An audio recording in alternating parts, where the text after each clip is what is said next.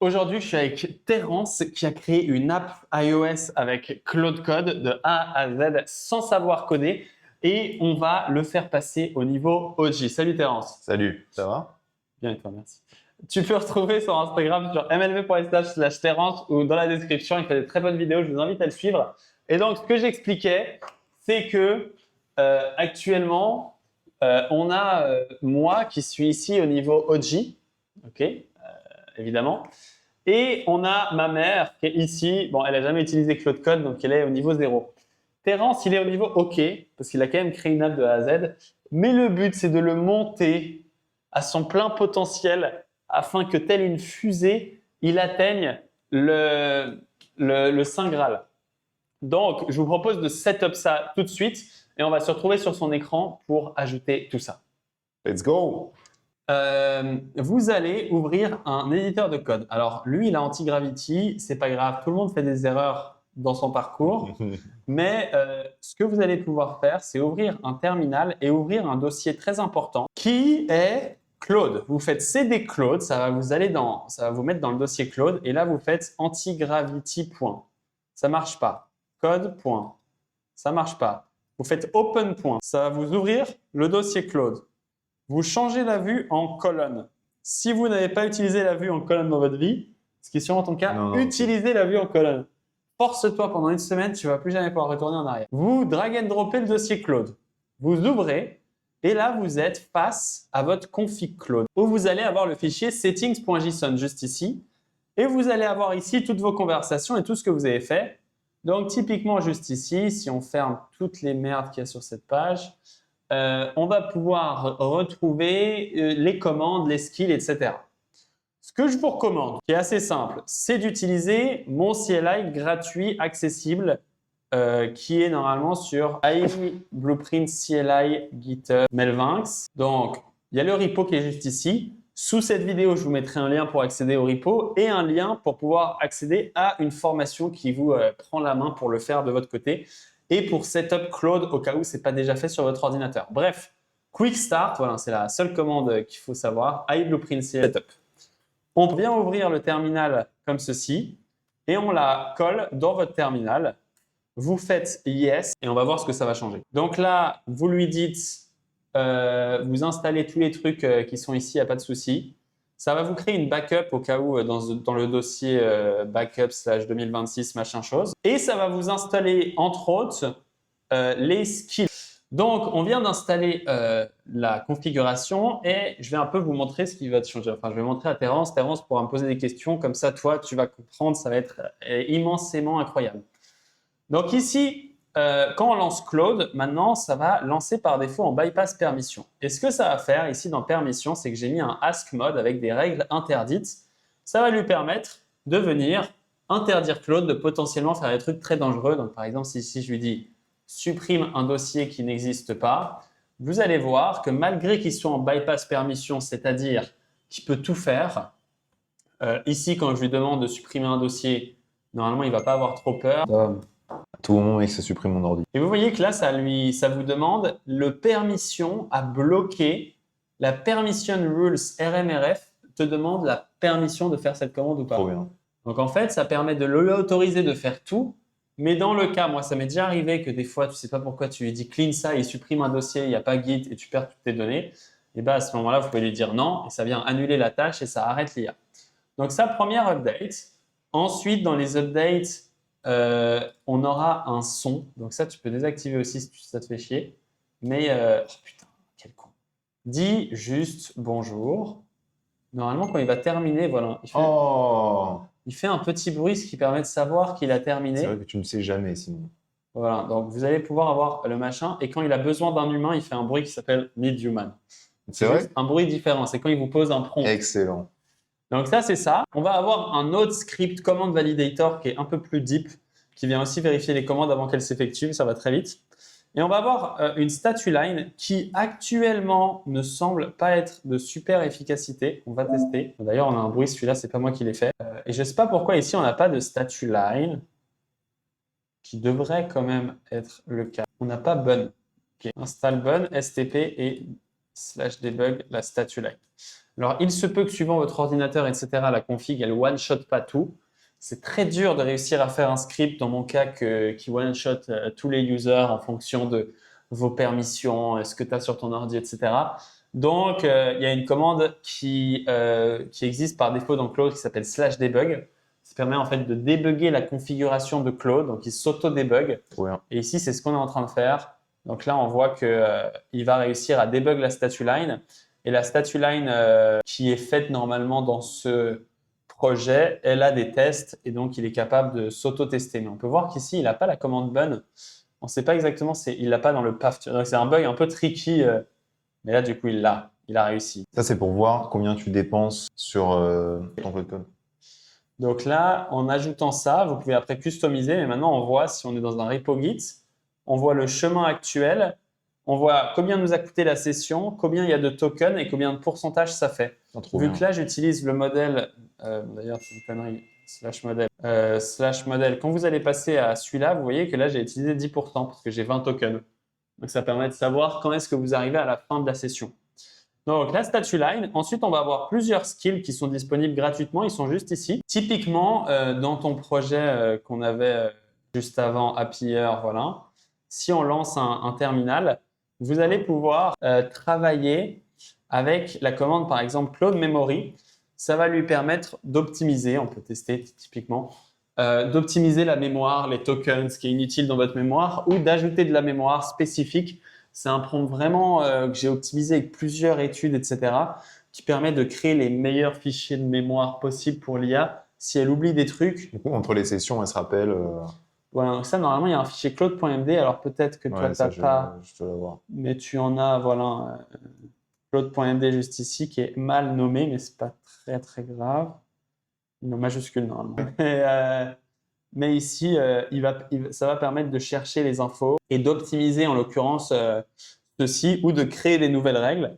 Ça, c'est typiquement un prompt très sympa pour des profils comme toi. On a quoi d'autre? On va avoir Apex. On a la commande commit qui permet de commit très simplement. Create pair, fix error. Fix error, ça vient fixer les erreurs avec des sub-agents. Donc, ça peut corriger plein d'erreurs en même temps. Par exemple, toi, je pense que souvent, il fait des builds de Swift et le build Swift, des fois, il fail. S'il y a plein d'erreurs à faire de partout, il va lancer plusieurs agents pour aller beaucoup plus vite. Fix grammar, très stylé. Il peut analyser tous les fichiers de votre app. On peut le tester pour voir si tu as laissé des erreurs de grammar. Donc, c'est sûr, tout est juste. Pourquoi? Parce que j'ai rien écrit. Des fois, il fait des erreurs. Ah ouais? Fix grammar, ici, vous pouvez mettre un dossier. Donc, par exemple, je dis, voilà, je veux fixer toutes les grammars de onboarding. Et ici, il vient lancer des sub-agents. Ensuite, donc d'abord, il va chercher tous les fichiers. Voilà. Je dois faire 23 fichiers. Je vais les processer en parallèle. Et il va lancer plein de sub-agents qui vont chacun corriger un groupe de fichiers. C'est génial. Pour bulk, modifier tous tes fichiers le plus rapidement possible. Donc, moi, je fais ça typiquement sur mes landing pages, etc. Vu que j'ai plein de fichiers, ça me prend du temps. Boum, il lance tout. Là, il a tout lancé en background. Donc là, sûrement qu'il va dire, je vais attendre quelques secondes que tout soit terminé. Ils vont très, très vite. On peut voir que là, les agents, ils n'ont rien trouvé. Parce qu'il n'y a pas de fichier qui se modifie. Et il est toujours… OK, il en a… OK, j'ai jamais vu l'IA qui crée 23 agents. Tu vois, hop, modifié.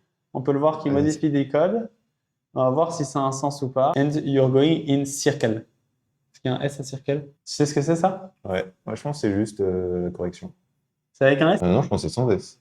Ah non, ok, il a corrigé, il a rajouté un S. Oui. Tu tournes en… Ouais, je pense que… Maybe un S. S.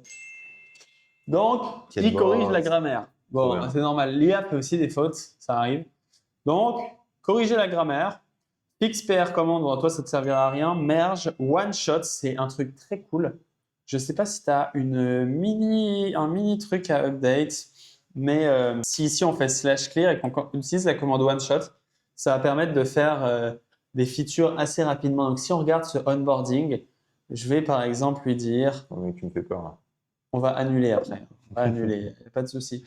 Ici, je vais lui dire rends le onboarding 07 en dark mode. On s'en fout. L'intéressant, c'est que ce one-shot, il a pour but de faire une feature rapidement, mais efficacement. Donc, il va généralement commencer par, je sais pas, ici, il a le contexte du navigateur. Qu'est-ce qu'il va faire? Qu'est-ce qu'il va faire? Je suis pas convaincu ici ce qu'il fait. Normalement, il fait pas ça. Je pense que la feature est trop petite. C'est quoi l'intérêt du one-shot? Ouais, j'ai envie de te montrer, mais il faut que je trouve un truc à faire. Si j'ai rien à faire, je sais pas trop quoi lui dire. C'est quoi? Il faut une feature quand même assez fat. Voilà. Euh, On va faire ça. On va faire ce truc. Tu l'as déjà fait, c'est pas grave. Sur l'écran. Là, la différence que je vais faire avec OneShot, c'est que je vais pas taguer des fichiers. Tu vois qu'ici, je voyais que tu taguais des fichiers, c'est-à-dire que tu comprends quand même un petit peu ce qui se passe. Ou en tout cas, tu essaies de faire du code qui a un sens. Ici, le but du OneShot, c'est vibe. Se dire pas d'explication de fichiers, pas d'explication de quoi que ce soit. Les règles du one-shot, c'est de faire beaucoup de phases d'exploration et de planification ok. de manière autonome et one-shot à la spécificité où il ne va pas te demander ton avis. C'est-à-dire, le but de one-shot, c'est qu'il one-shot ta feature Trop bien. sans que tu aies besoin d'intervenir. À ce moment-là, il va lancer plus ou moins d'agents, mais la commande que moi je recommande, la commande one-shot, c'est plutôt pour les petites features comme on l'a fait ici, elle est optimisée pour la rapidité. Moi, ce que je renseigne le plus, c'est Apex. Apex, ici, je vais le lancer sans paramètre, mais il y a un paramètre principal que toi, tu as en gratuit, c'est "-a". Ça permet de le faire en mode automatique. Sans automatique, il va te demander les permissions de faire ce que tu veux. Donc là, on va lancer Workflow Apex Free. Et tu vois qu'il va lire un fichier d'initialisation comme ceci. Hop, Auto Mode, Save Mode, Economy Mode, Branch Mode. Donc ça, c'est les modes qu'il a activés ou pas. Et là, il va dire, voilà... Ok, non, ta feature, elle est simple ici. Donc là, il dit Task Complexity Single Area, Kno iOS API, Direct Exploration. Donc là, il n'a pas fait d'étapes plus compliquées. Pourquoi? Parce que c'est trop simple. Si on fait une feature complexe, il n'y a pas des features complexes que tu as fait dans ta vie? On va regarder. Si il peut. Ah, c'est pas une feature, non, ça c'est des prompts. Il y a pas Non, une... ce qu'il pourrait faire, c'est dans le in-app, il faudrait faire en sorte que il y ait Grant qui envoie un message tous les jours, genre à 7 heures du mat, où il va demander à l'utilisateur comment s'est passée l'action du jour précédent. On va pas lui laisser finir. Ok, parce qu'après, il ajoute une UI où il met une petite notif. Ok, je vais rajouter. Puis, il rajoute une UI avec une petite notif. Ouais. On va pas forcément lui laisser exécuter parce que sûrement qu'on écrit de la merde, mais le concept ici, c'est en lançant le workflow qui est juste là. Ça, c'est un peu chaud. Il y a du back-end, il y a du front, il y a de tout. Ce qu'il a. Oh merde. Ah ouais. Là, il fait un petit truc et là, il fait analyzing. On va voir ce qu'il va faire. Et là, tu vois qu'il va lancer Explore code base. 1, 2 sub-agents, peut-être 3 s'il y a besoin. Et en fait, il va être beaucoup plus capable avec ce prompt de lancer plus d'agents. Donc en fait, si on regarde un petit peu pour comprendre comment ça marche, Apex, Step, en fait, il a une phase d'initialisation. Ensuite, si tu lui passes un paramètre branche, il va créer une nouvelle branche. Économie, ça va éviter les sub-agents pour éviter de dépenser de l'argent. Ensuite, ici, il va analyser et en fait, il est obligé d'avoir tout le contexte possible, ce qui te permet de t'assurer que l'IA ne commence pas à halluciner et que tu n'as pas besoin de lui dire quoi faire. Okay. Tu le vibes et lui, il va comprendre. Ensuite, il va planifier ici avec ce fichier. Il va exécuter et valider sa propre tâche. Dans la version premium, il vient même review la sécurité, le clean code et la cohérence de ton code par la suite. Oh. Moi, j'utilise beaucoup ça pour one-shot des features sans avoir besoin de faire exactement ce que tu as fait juste ici. Moi, je tag jamais de fichiers parce que je fais ça. Ça a un sens de taguer des fichiers parce qu'avec l'abonnement à 20$ que tu as, tu vas vouloir économiser des tokens. Le fait de lui demander de chercher lui-même les fichiers, tu lui fais l'inverse et tu lui demandes de chercher lui-même. Ce qui permet, quand moi je travaille sur beaucoup de features, moi des fois j'ai plein de terminaux en même temps, que j'ai pas besoin de m'amuser à taguer les fichiers, etc. Et que je peux juste lui balancer. Et grâce à ces phases d'exploration, en fait, il va presque toujours trouver tous les fichiers à aller chercher. Tu vois que là, il a lancé les agents. Et ensuite, une fois qu'il a fait ça, il va relire encore un petit peu le contexte, entre guillemets, pour être sûr de ce qu'il a fait. Et après, ici, il lit le plan. Et là, tu vois, il va lire le prompt pour planifier. Il va planifier. Une fois qu'il a planifié, il va exécuter, etc. On va couper parce que ça va te faire burn des tokens pour rien. Mais l'idée est là. Et il a des scripts aussi pour setup, pas mal de choses. Mec, c'est phénoménal ça. En vrai, ça, je pense que ça change la vie. C'est assez cheaté. Et je te mettrai la version premium, du coup, tu peux le lancer avec un nombre de trucs différents. Prompt Creator, ça c'est ultra hack si tu as de l'IA dans ton app. Ouais. Tous les patterns d'IA pour avoir des bons prompts. Moi, je fais beaucoup de choses. Et donc ici, ça va lui permettre de prompter avec des règles, avec toutes les bonnes pratiques, toutes les règles d'anthropique de OpenAI sur les best practices pour que le prompt fasse ce que tu veux, les multiprocessing, tout ce que tu veux. Régale, ça. Skill Creator, ça te permet de créer des skills. Donc là, on a des skills, tu peux en créer autant que tu veux.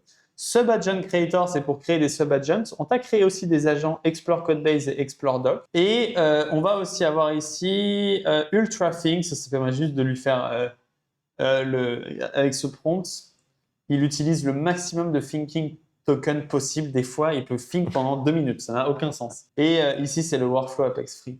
Ce que j'ai pas fait avec toi pour terminer ta configuration et terminer cette vidéo, donc ça, c'est la configuration. On a la statue line juste ici qu'on a vu.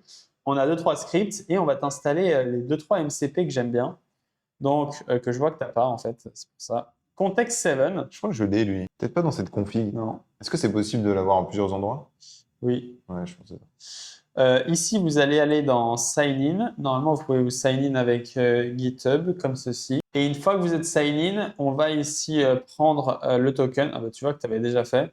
Juste ici, il y a 6 jours. Ah, tu l'as utilisé il y a 6 jours. Je vais couper le record. Donc là, j'ai ajouté le MCP Context 7 qu'on voit qui est juste ici. Context 7, ça va permettre à l'IA de chercher dans la documentation, chercher des librairies, chercher toutes les dernières mises à jour. Et donc, il n'y a pas de clé ici. Et la dernière chose qu'on a besoin, c'est exa.ai. C'est pas mal aussi. On peut aussi se connecter avec Google comme ceci. Et là, on ajoute le deuxième MCP. Donc ici, avec exa, on remplace exa API key comme ceci. Et je vais encore une fois couper le record. Voilà, une fois qu'on a ajouté ça, on peut lancer Claude encore. Et là, normalement, si on fait /MCP, on peut voir qu'on a... Vous lancez Claude et après tout ce qu'on a fait, on lui redit qu'on est content et qu'on trust le folder. On a exa et là, on peut lui faire recherche la meilleure librairie React avec exa. Par défaut, normalement, il devrait avoir tendance à utiliser exa suivant comment. Mais ici, je lui demande... Tu vois qu'il utilise exa. L'avantage d'exa, c'est qu'il fait des recherches web qui sont rapides. On dirait pas. Voilà. Et en fait, il output des trucs très intéressants quand vous regardez. En fait, ici, tu peux voir qu'il vient output le contenu des articles avec uniquement ce qui est intéressant, comme ceci en format AI. Donc, c'est un service qui scrape Internet et qui permet de output des sacrés résultats pour faire des recherches à la place d'utiliser Web Search qui est par défaut. Le prix de exa, c'est gratuit avec $10 de crédit. Personnellement, en dépensant $3000 par mois de Claude Code, j'ai dépensé mes $6. Donc ici, dans Billing, on peut voir qu'on a une balance normalement gratuite. On n'a pas mis de carte. J'ai dépensé... T'as $20 maintenant! Chier! À l'époque, il n'y avait que $10. Moi, pour dépenser $10, j'avais pris 5 mois. Donc, toi, tu en as pour 10 mois. Si tu dépenses comme moi, $3000 de Claude par mois. Mais c'est très cool. Au moins. Voilà. Qu'est-ce que tu en dis? Est-ce que tu as des questions, réflexions, Terence? Voilà, c'est la fin. On a tout setup avec Terence sur son ordi. Il est maintenant prêt pour Claude codifier tout ça. Et il est enfin arrivé au niveau OG. Enfin, en vrai, il est arrivé à 90% comme ceci parce que je ne lui ai pas encore mis la config premium. Une fois qu'il aura la config premium, il sera au niveau 99 et le niveau 100 est impossible à atteindre parce qu'il n'y a que moi qui… Voilà, enfin, il y a un moment, il faut avoir quand même un ego surdimensionné. Donc c'est à ce moment-là que ça se passe. C'est un mec, ok. Mais OG, ça compte à partir de 99, c'est bon? 90 OG. Oh yes, mec, c'est bon. Donc, si vous installez la config, voilà, vous passez en mode OG. Si vous avez la config premium, OG++, comme ça, vous aurez tous les workflows. Et aussi, en plus, pour remercier Terence pour sa participation, voilà, il repartira avec un sticker de moi qui pourra mettre sur son ordi, ma tête, comme ça. Putain, mec, ça fait plaisir. C'est ce que j'attendais de ces interactions. Allez suivre Terence sur Instagram, c'est vraiment un super gars, il fait de très bonnes vidéos, il va continuer à poster une vidéo par jour, il m'a dit pendant 1 an. Pendant au moins 5 jours.